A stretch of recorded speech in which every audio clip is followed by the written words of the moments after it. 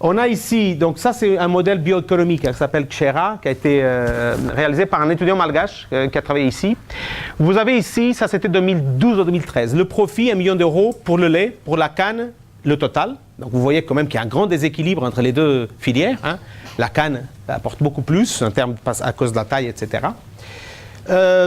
Capital animal, donc on a transformé les animaux en argent. Le nombre de personnes qui travaillent, un OTP par an. Ça, c'est les équivalents fuel. Donc, c'est voilà, combien de litres de lait on a besoin ici à La Réunion pour produire 100 litres de... Combien de litres de fuel on a besoin pour produire 100 litres de lait. Donc, lié à tout, le transport des concentrés qui viennent de France ou du Brésil font que pour produire 100 litres de lait à La Réunion, on a besoin de 22 litres de fuel.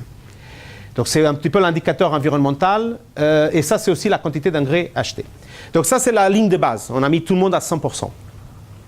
Si on voit maintenant un scénario 2, c'est valorisation des effluents d'élevage. C'est-à-dire les fumiers, si on arrive à mettre tout le fumier, une bonne partie du fumier dans les cultures de canne, qu'est-ce qui se passe? Bon, on voit qu'en termes de profit, pardon, c'est le contraire, c'est valorisation des effluents. Oui, voilà, c'est ça, c'est ça. Donc on voit que pour le lait, ça augmente.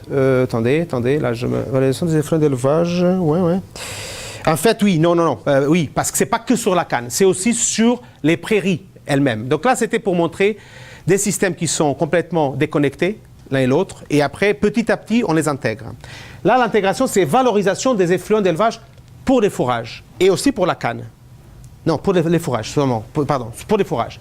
On voit que ça augmente le bénéfice du lait, parce qu'on va utiliser moins d'engrais, d'accord, d'engrais chimiques.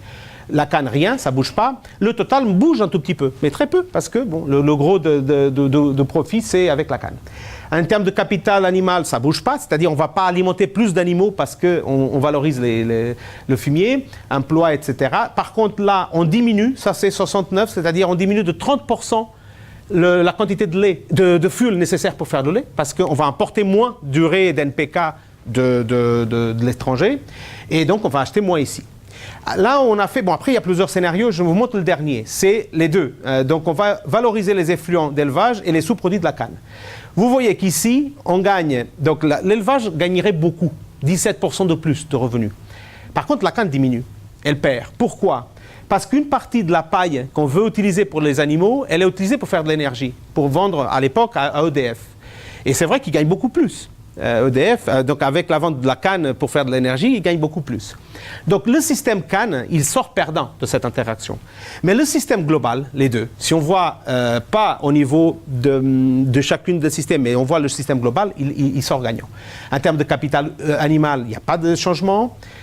Emploi non plus. Ici, on réduit encore plus la quantité de fuel nécessaire, moins polluant et moins d'engrais. Et donc là, ce que j'aimerais bien dire, c'est que c'est un peu une conclusion. Hein, c'est que parfois la facilité, hein, on voit plutôt, malheureusement, on préfère des choses faciles. Rendement, c'est ce qui compte, c'est la productivité, c'est la rentabilité économique. L'application de ces modèles génériques, hein, la standardisation, tout ça, je pense que c'est la force des systèmes, on va dire conventionnels, non agroécologiques, qui font beaucoup de fois difficulté à poser d'autres. Donc ça, c'est un peu ma vision des choses, c'est que parfois on peut faire mieux, mais parce que c'est plus complexe, c'est plus difficile, c'est peut-être au début moins rentable, peut-être, hein, parce qu'il faut un petit peu de temps pour que le système se mette en place, fait que c'est beaucoup plus simple, et ici à La Réunion, je pense que c'est le cas, c'est beaucoup plus simple d'ouvrir un sac de concentré, jeter ça pour les animaux, que produire un hectare de fourrage. Voilà. Bon, mais là, ce que je voulais dire, c'est que voilà, là, il faut voir les deux systèmes ensemble. Si on voit chacun séparé, on peut arriver à là.